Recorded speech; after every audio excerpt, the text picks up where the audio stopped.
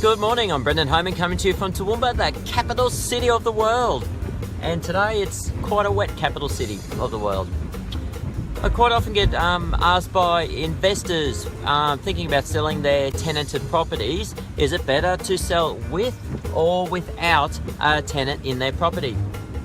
And look, there is no one straight yes or no answer to that. It is really one that has to be determined case by case. Quite often you get a property that is very nicely presented and looked after by the tenant, great tenant, they want to stay. So it can be advantageous actually selling it with them. The place is presented nicely.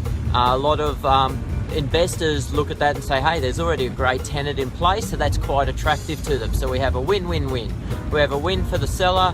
They've been able to keep their place occupied and rent coming in throughout the whole sale process. We've got a win for their buyer. We've got a tenanted property, and we've also got a win for the tenant, so everyone wins.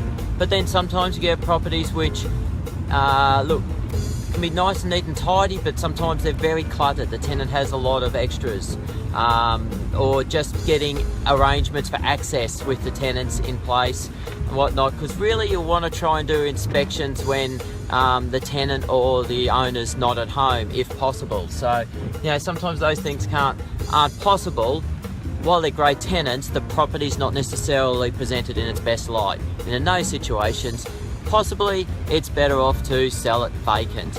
So look, there's no one right answer. If you've got a house you're thinking of selling which has got a tenant in there, look, please just give me a call. I'll go and have a look at it and I can give you some advice. But look, if you are selling with the tenant, the main point I will say with that is treat them with respect, good communication, and also respect their rights as a tenant, and you'll have a much more successful result.